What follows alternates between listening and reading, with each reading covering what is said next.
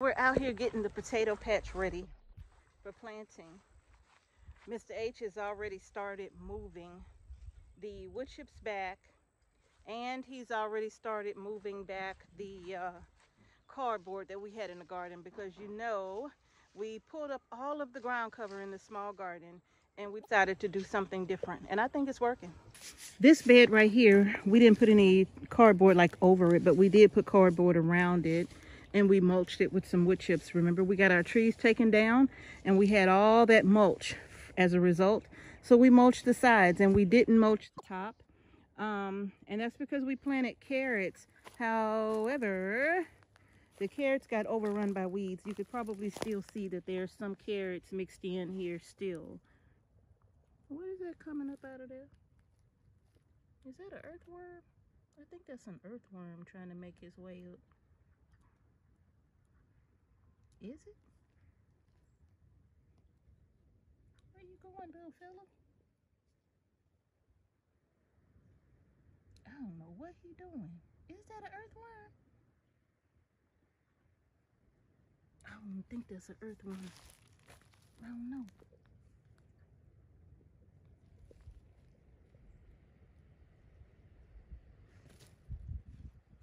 You know what they say about curiosity.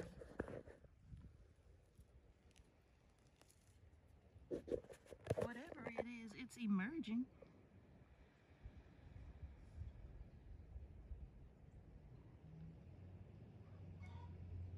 It's coming on up.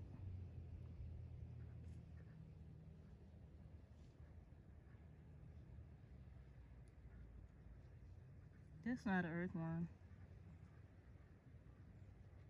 That is not an earthworm. I'm not sure what this is. It looks all creepy. Maybe because he has I don't know what that is. I'm curious. Anywho, so we got some peas planted down this row. These were some Brussels sprouts that made it through the winter. They're still growing, and they do have little sprouts beginning to form on them. We were going to pull them up, but now that the Brussels sprouts are actually starting to form, we decided to go ahead and leave them and see what happens. So you could see down in there, I mean, we really thought over the winter that these things were done. And we got some onions planted here along the sides. So Mr. H and I are out here working. This is another row of onions. Mr. H and I are out here working, getting these rows ready for all of the potatoes. As you can see, he's working with the tiller because he's tilling the rows up. In the meantime, hi, Mr. H. Hey, how y'all doing, Homestead Heart family? We getting these rows ready for, you know, we doing potatoes. Right. So, you know, we doing the best we can before this rain. We're gonna get the tiller started so we can go ahead and till all these rows up. Yeah. I'm pulling the cardboard and wood chips out so the wood chips won't soak up all the nitrogen. Yeah, he's pulling them to the side. We're gonna leave them in the rows. Broccoli plants, they were going to seed, and I'm like, they're so beautiful. I wish I could leave them, but I can't leave them. The bees, as you can see, the bees have been all over these. Just look. Oh, that's the reason why they was buzzing by me. Yeah, you're disturbing their source right now.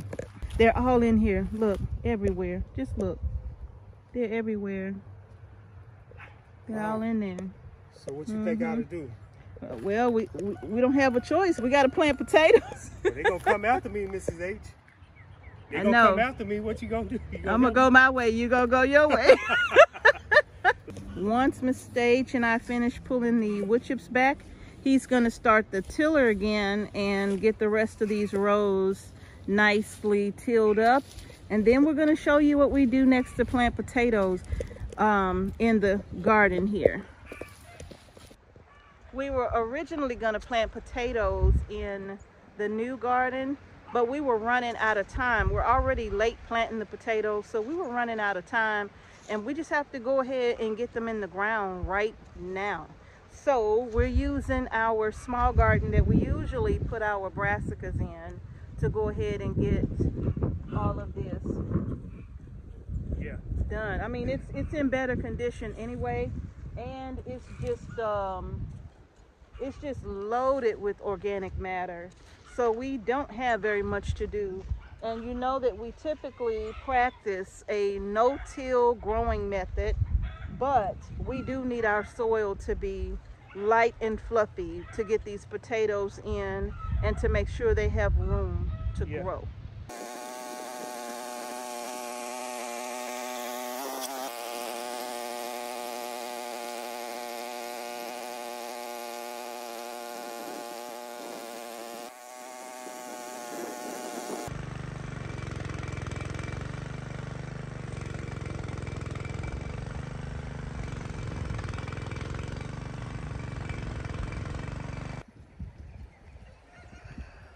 All right, Miss H has tilled all of the rows and they look absolutely amazing.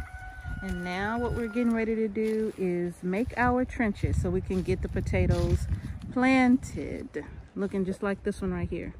So far, so good. So we're gonna go ahead and get our trenches done, Miss H. Yes, we are. We finna go ahead and get it done. Gotta beat the rain again.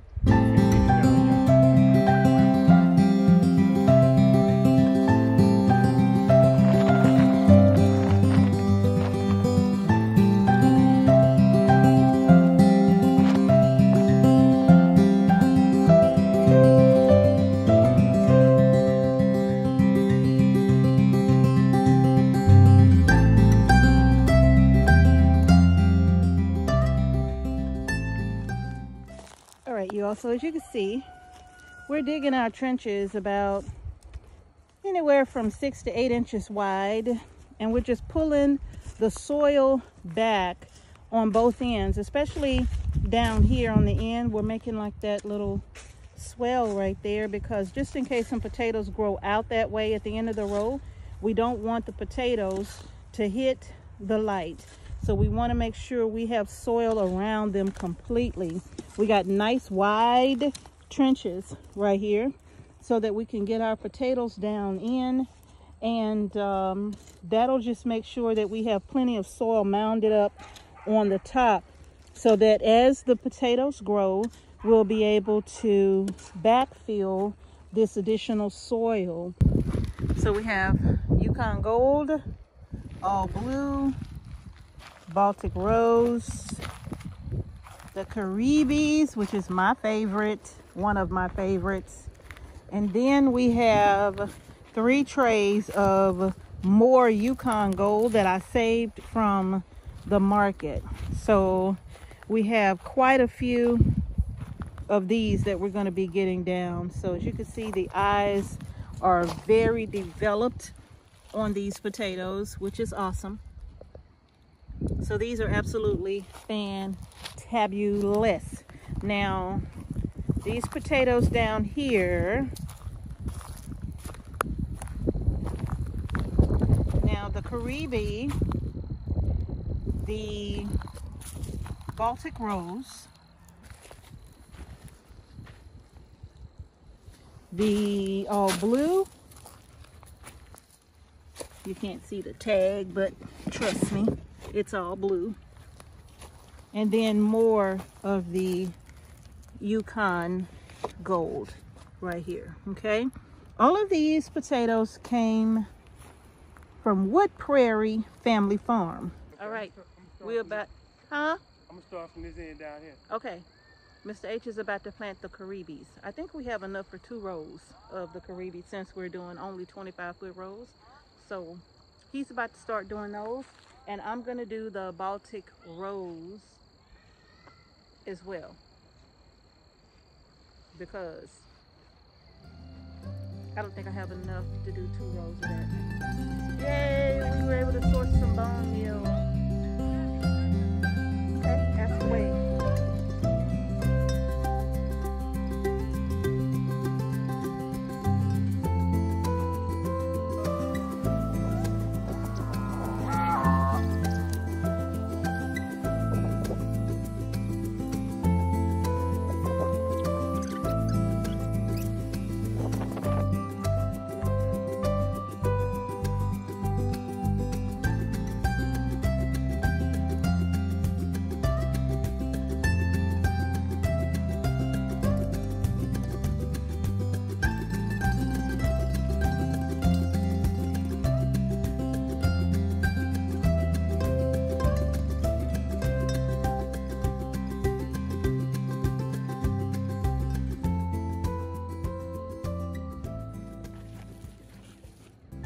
All right, so the Yukon Golds are in. And we have the all blue. But as you could see, like this is the full length of the row here. So we're missing about 5 feet on this side and about 5 feet on this side of the all blue. So what I'm gonna probably have to do is order some all blue to complete these two 25-foot rows right here. And then the Baltic rose, I'm about 5 feet short here as well, as you could see. So I'm probably gonna have to order maybe like a pound or so of the Baltic rose. And this right here is the Caribe. Now we had enough Caribes to do 2 rows right here. We could have used one right here on the end, but we ran out of space right, you know, we still have that little space right there, but that's no big deal. And then these were the Yukon Gold potatoes that we got from the market when we went and did a shopping trip. So we had all of these left over. Actually, these potatoes were huge, and I was able to cut them all in half.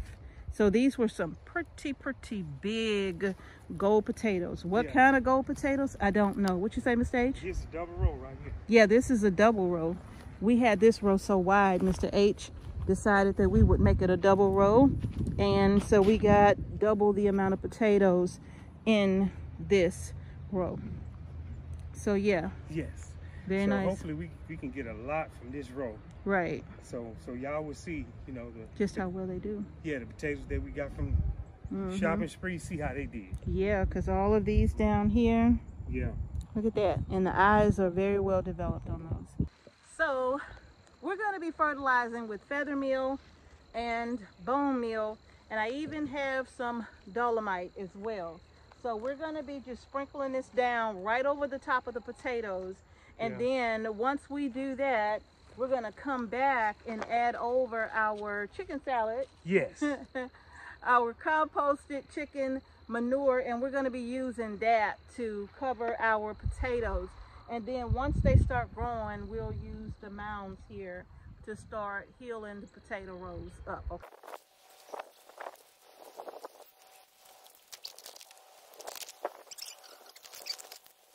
So now what we are doing, I am taking some of the soil and I am covering the potatoes just a little bit. And then Mr. H is going behind me with that nice, big, heavy chunk of chicken salad.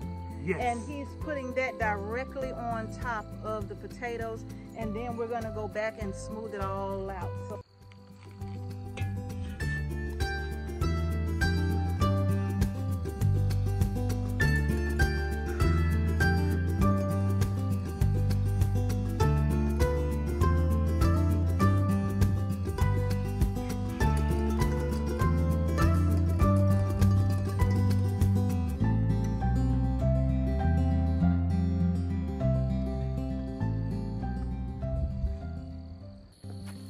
it's getting dark, y'all, and we're covering the last 3 of these rows, and it's going to be raining tonight. So what we'll do is we will have to come back out and show you, God willing, tomorrow what these rows will look like after the storm. Mr. H is getting some more compost in. And yeah, we got 1, 2, 3 more rows to do, and then we'll wrap it up. So it's getting dark and I'm losing light for the camera as Mr. H worked so very hard to get it done. It's after 8 o'clock tonight. So we're trying to get it all done, y'all. So what we'll do, gosh, we'll have to see what this looks like after the rain. But so far, I'm so happy. All right, so we're out here and we're just looking at the rows, making sure that the storm that came through last night didn't uncover our potatoes. And as you could see, I don't see any signs of uncovered potatoes. Do you, Mr. H? No, I don't. They seem to be They're looking good. covered up. Yeah. Yeah. Oh, yeah. Everything's looking really, really good, but you could see some of the, oh look, our little hill here got washed away. Yeah. And some of our sand got washed down underneath too. Yeah, I guess I can just pull that back up. Yeah, we'll mound it back up here, back up to make our little swell, but yeah. But everything else looks pretty good. Yeah. Oh, we didn't plant anything in this one. Okay. Okay, but the rest of the potato patch looks pretty good.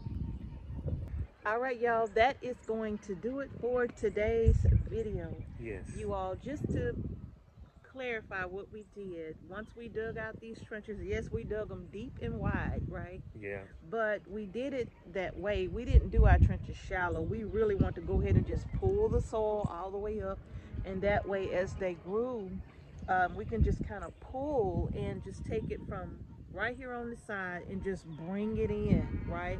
Yeah. And that way we could just keep burying it and not having the mounds up like a triangle. Yeah. But the more they grow, the more we pull the soil in over the potato, it'll be more flat, right? Instead of like a big giant triangle. Yeah. Yeah. So, yeah, and then we went a lot deeper. yeah. You know, which is gonna serve us a good purpose. Now the potatoes are not buried that deep. They're about 6 inches, but the trench was pretty deep. Yeah, it's pretty But deep. they're only about 6 inches, minus whatever soil the rain washed in over them as well.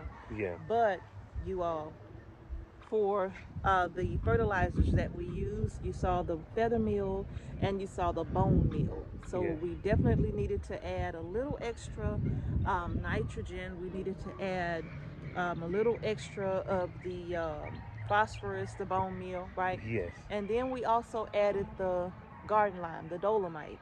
And that's what we added to kind of help to make sure we kept our pH balance, because we did use that composted chicken manure on these potatoes, and we don't want them to suffer from potato scab or anything like that. So the dolomite was just to aid in that, but it's not necessary, okay? So that's what we've done. As these begin to grow up and we get ready to kind of pull the soil over, we'll bring you all back to give you all an update. Now, we planted these a little late, March 15th, but by June 15th, we're hoping that these will be ready to come out. It's gonna take them about 90 days or so. So around mid-June, we should be harvesting all of our potatoes, and then from there, we'll decide what we'll plant in the fall in this garden, if we plant anything. So we'll see. Yeah. Yeah, and I can't wait to see how much of harvest that we get. I know, I'm excited. Because we put in the hard work. That's the price to pay for growing your own groceries. A labor of love. It's called hard work. Yeah. What is it called? Hard work. Labor of love? And a labor of love. Okay, That's then. absolutely correct. Okay, then, yeah. So we can go down aisle 1 through 10, how many aisles we got, Yep. and collect whatever we harvest. We'd be glad to get. Yep. And I'm excited to share with you all the potato recipes and stuff. And in fact, one of our children asked me when was the last time I made mashed potato fries, right? And I'm like, I haven't done that in over a decade, you know? And so when I thought about it, I'm like, oh my goodness, that's gonna be a great recipe to do, mashed potato fries. They are so good. And so I'm like, yeah, I can do those, and I can even make them ahead and freeze them, and they'll last in the freezer a long time too. So she's given me a recipe that I haven't done since, man, I think they were in high school. Yeah, about 20 years. It's been a long time. Yeah. So, well, about 15 years, I'll say. Okay, yeah. So it's been a long time. So I'm gonna go back to that old recipe because we love that recipe. It was one of the favorites that we used to have in the house. So I'll be doing that with some of these potatoes too, y'all. Oh, yeah. But that's gonna do it for today's video, you all. If you like the video, like the video. And give it a thumbs up. And don't forget to subscribe to our channel and hit the notification bell so you don't miss any videos that we upload to our channel. Yes. And thank you all again for watching Homestead Heart. Peace and blessings. Yes, y'all. To each and every one of you, and we will see y'all in the next video. And remember, y'all, get your potatoes from, look, excellent seed potatoes, Wood Prairie Family Farm. Your discount code will be in the description box below, and that's letting them know that Homestead Heart sent you over. Yeah, okay? Wood Farm. Wood Prairie Wood Prairie. Family Farm. Wood Prairie Family Farm. Yes. All right, y'all, and remember, grow your groceries. Grow your groceries, y'all. Yes, yes, y'all. Peace out. Peace.